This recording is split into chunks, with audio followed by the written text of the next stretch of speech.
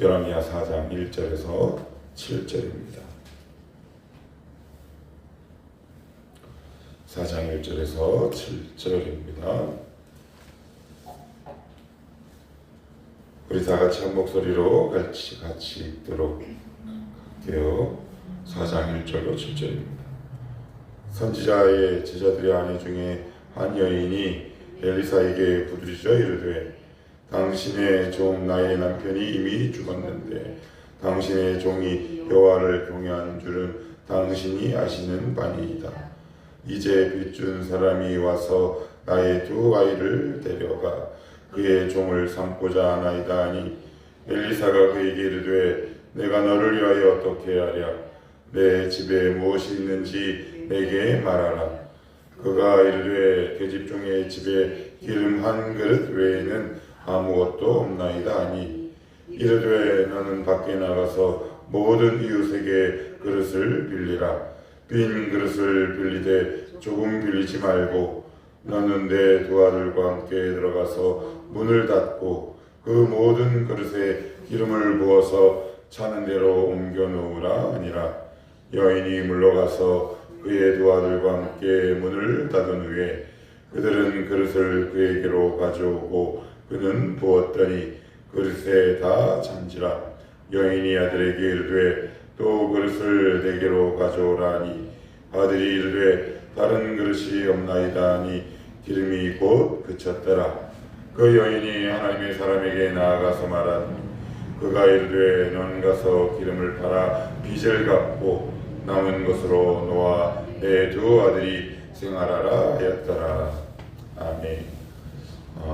오늘 여기서부터는 열왕기하는 엘리사의 이제 5가지 이적이 앞부분에 집중되는데요. 오늘은 이제 과부의 기름 그릇 여러분 성경책에 보시면 그렇게 쓰여 있을 겁니다. 오늘 우리가 함께 읽은 이 본문은 이게 이솝 우화인가 동화인가 싶기도 합니다. 동화도 아니고 전래 이야기도 아니고 하나님이 주시는 메시지가 있겠지요. 그 가운데 1절을 보시면 이런 표현이 나옵니다. 당신의 종 나의 남편이 죽었다. 그래요. 근데 그 사람이 어떤 사람이었느냐? 여호와를 경외하는 줄 내가 아는 게 아니라 당신도 안다. 그래요. 여기서 이제 우리 깊은 고민이 필요한 지점입니다. 왜요? 우리는 이렇게 알고 있죠. 하나님을 경외하는 자는 복을 받는다. 어떻게 됩니까? 죽지요. 더군다나 죽는 것으로 끝나지 않고 빚만 남겨놓고 죽어서 자기 두 아들이 팔려갈 위기에 처했습니다. 여러분 이거 어떻게 이해하시겠습니까? 이거 어떻게 해석하시겠습니까? 외면하시겠습니까? 잘못 믿은 겁니까? 아니면 재수가 없는 겁니까? 아니면 나에게 이런 일은 없게 해 주시옵소서 라고 기도해야 하는 겁니까? 그렇지 않고요. 예수를 믿으면 구원받습니다. 천국 갑니다. 그런데 우리가 알고 있는 신앙은 그것이 전부 다가 아니라는 사실입니다. 믿음은 굉장히 고차원의 방정식입니다. 구원을 얻는 건 굉장히 단순한 진리 체계를 가지고 있어요. 그렇지만 구원 그 이후 하나님과 교제하고 우리 주 예수 그리스도를 닮아가는 그 모든 믿음의 여정은 굉장히 고차원의 방정식이라는 얘기입니다. 무슨 얘기냐? 내가 이렇게 문제를 쭉 풀어요. 그런데 꼭 여러분 학창시절에 문제를 풀다 보면 선생님이 이런 문제가 있어요. 내가 이놈들 다 맞으면 안 되니까 꼭 풀지 못한 문제를 한두 문제를 남겨둡니다. 하나님은 그런 마음으로 내신 건 아니에요. 우리 인간이 유한한 인간이 무한한 하나님을 연약한 죄인인 인간이 완벽하고 완전하신 하나님을 어떻게 다 이해할 수 있겠습니까? 그래서 우리는 가끔 고차원의 방정식이 필요합니다. 하나님이 의도적으로 내시는 거예요. 왜 그럴까요? 내가 알고 있는 믿음의 공식대로, 믿음의 도식대로만 내 삶이 진행되면 이 하나님 더 이상 나에게 하나님일 수 없습니다. 하나님은 우리의 깊은 이해와 우리의 깊은 고민이 필요한 분입니다. 그거라도 다 알 수 없어요. 그래서 때로는 하나님이 하나님 저 이렇게 믿었잖아요. 저 이렇게 기도했잖아요. 이렇게 나름대로 열심히 신앙생활 했잖아요. 라고 외쳐본들 하나님 꿈쩍 안 하실 때가 있습니다. 꼭 기억하셔야 합니다.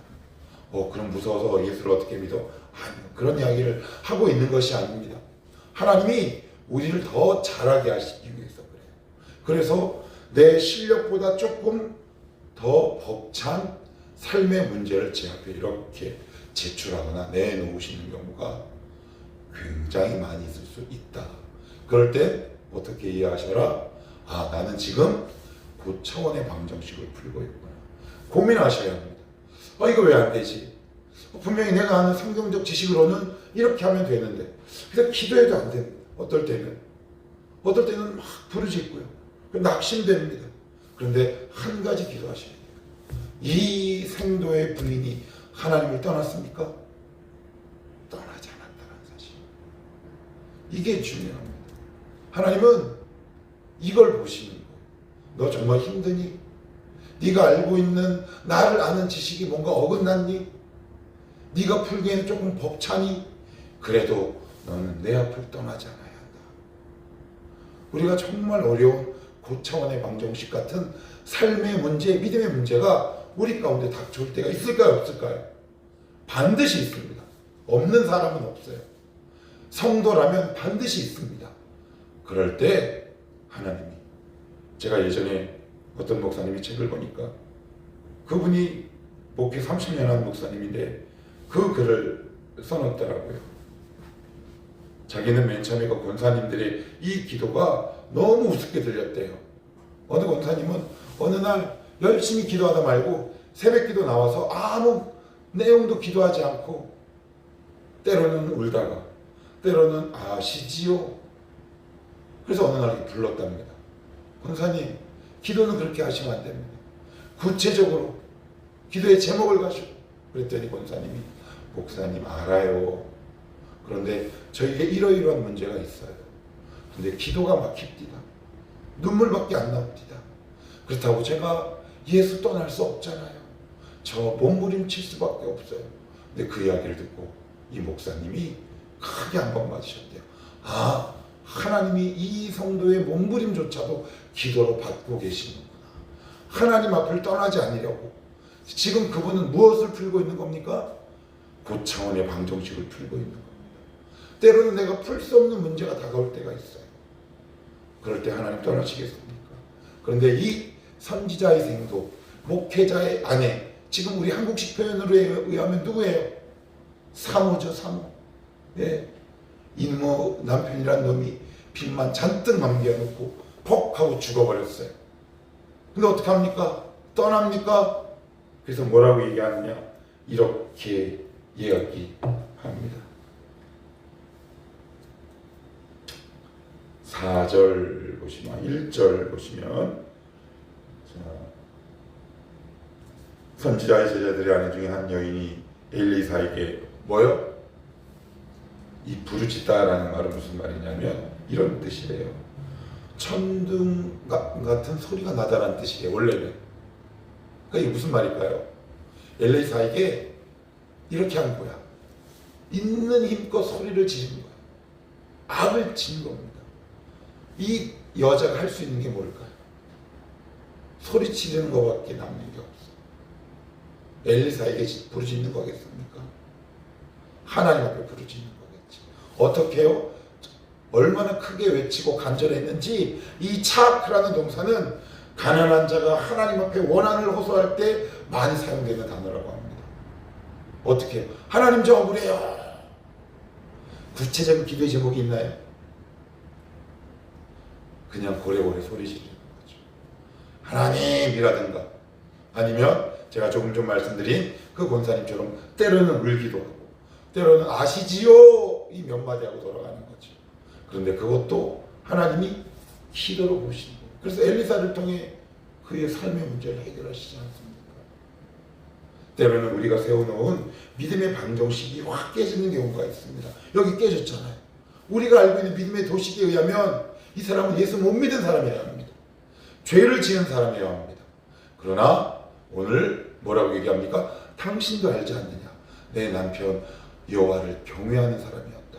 믿음의 끝판왕 아닙니까? 그런데 왜 이런 일이 일어나야 합니까? 우리의 머릿속을 복잡하게 합니다. 이게 어떤 거라고요? 고차원의 믿음의 방정식을 풀어내셔야 합니다. 그것이 누구에게나 다 있습니다. 때로는 하나님이 이해가 되지 않아요. 하나님 왜 이런 일을 나에게 허락하실까? 그러나 어떻게 해요? 착하셔야 합니다. 그게 뭐예요? 천둥소리와 같은 소리를 내는 겁니다. 신음소리라도 내는 겁니다. 하나님께서 힘들어요. 그렇지만 하나님 앞을 떠나지 않는 겁니다. 주님 이것도 기도입니다. 정말 힘들면요 여러분 기도가 나옵니까? 정말 힘들면 기도가 안 나옵니다. 정말 죽을 만큼 힘들면 기도가 안 나옵니다. 저도 그런 경험을 하고 나면 정말 이 소리밖에 안 나와요. 이 소리밖에 안 나오더라고요. 근데 그것도 하나님이 나의 믿음을 성숙을 위한, 그 당시엔 이해할 수 없어요. 납득되기 어렵습니다. 그렇지만 시간이 좀 지나고 나면 그때 왜 하나님이 내가 그렇게 풀기 어려운 고차원의 방정식을 허락하셨는지 이해가 됩니다. 그러니 하나님을 떠나지 마시고 몸부림치셔야 합니다. 소리치셔야 합니다. 그랬더니 어떤 일이 발생합니까? 엘리사가 2절 그에게 이르되 내가 너를 위하여 어떻게 하랴. 이게 참 할렐루야입니다. 내가 어떻게 하면 좋겠느냐. 우리가 막 몸부림치는데 하나님이 진성아 내가 너에게 어떻게 하면 좋겠느냐. 그랬더니 이렇게 얘기합니다. 그가 이르되 계집종의 집에 기름 한 그릇 외에는 아무것도 없나이다 하니. 그랬더니 3절 이르되 너는 밖에 나가서 모든 이웃에게 그릇을 빌리라. 빈 그릇을 빌리되 뭐 어떻게 해요? 조금 빌리지 말고. 조금 빌리지 말고. 이게 되게 중요한 기도의 원리가 있어요. 우리가 막 기도하잖아요. 막 기도합니다. 예를 들면 아주 유치한 비유를 할게요. 하나님 저 쌀 10가마 주시옵소서. 10가마 주시옵소서. 그러면 10가마면 이걸 어디다 보관하면 좋을까요? 창고나 곳간 정도 있어야 되겠죠. 그러면 창고를 지으셔야 돼요. 준비하셔야 돼요. 우리가 기도하면서 놓치는 게 뭐냐면 하나님 이거 주시옵소서라고 기도합니다. 근데 내가 준비가 되지 않아요. 그래서 하나님이 주실 수가 없어요. 그럼 어떻게 하는 게 준비하는 걸까요? 어떻게 하는 게 준비하는 걸까요? 저도 되게 의문이 생겼어요. 이거 어떻게 하는 게 준비하는 걸까? 그런데 성경은 단순하게 얘기합니다. 거룩과 성결함으로 준비하라. 우리의 심령은 거룩하고 성결할수록 커집니다. 거룩과 성결은 하나님이 임재하시는 가장 중요한 요건입니다. 거룩과 성결하심으로 준비하십니다. 거룩과 성결하지 않는데 어떻게 우리가 준비할 수 있겠습니까? 그런데 여기서 우리가 조금 더 주목해서 봐야 할 단어가 있는데 4절 같이 한번 읽어볼까요? 시작. 너는 내 도아들과 함께 들어가서 문을 닫고 5절 여인이 물러가서 그의 도아들과 함께 문을 왜 닫으라는 거예요? 그죠? 요게만 있지 않아요. 5장에도 2번이나 더 나와요. 과부 아들 살릴 때도 문을 닫으랍니다. 왜 문을 닫을까요? 그 이유가 마태복음 6장 6절에 이렇게 적혀 있어요. 뭐라고 적혀 있냐면 너는 기도할 때 내 골방에 들어가 문을 닫고 은밀한 중에 계시는 내 아버지께 구하라. 그리하면 그가 응답하시리라. 더 구체적으로 무슨 뜻일까요? 왜 주님은 문을 닫으라고 할까요? 문을 닫는다는 것은 뭘 의미할까요? 나의 경건을 방해하는 것들을 하나하나 차단하고 없애다. 우리의 경건을 방해하는 것들이 있어요. 우리의 기도를 방해하는 것들이 있다. 그런 것들을 딱 차단하는 거예요.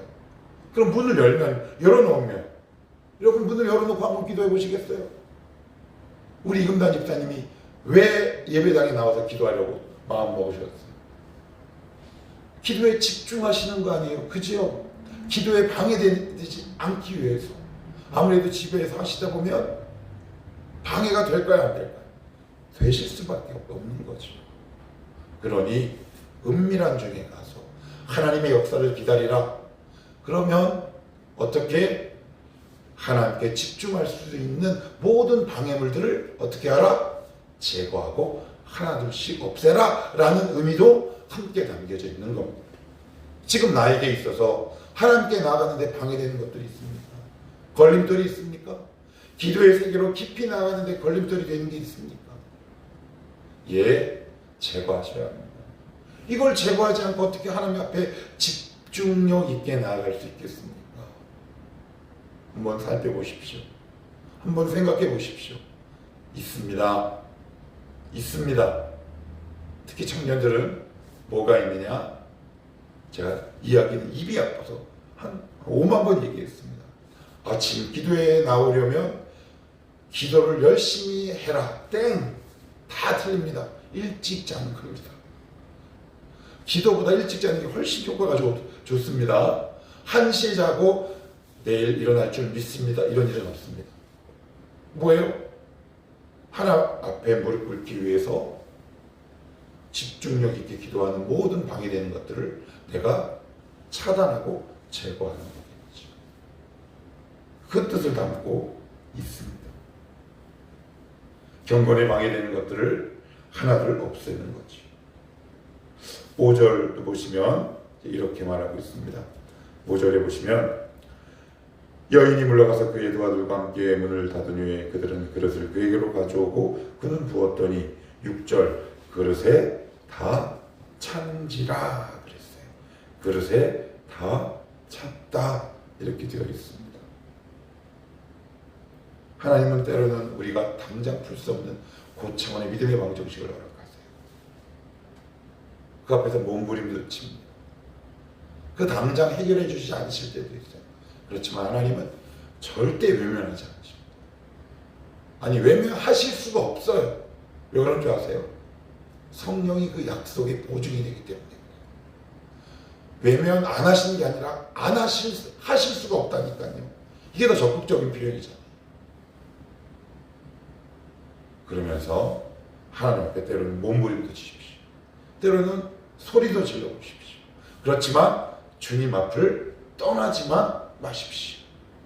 그럴 때 하나님이 반드시 우리의 오랜 고민들, 지금 내 실력으로 해결할 수 없는 이 어려운 기도의 제목들을 하나님이 당신의 힘으로 해결해 나가고 풀어나가십니다.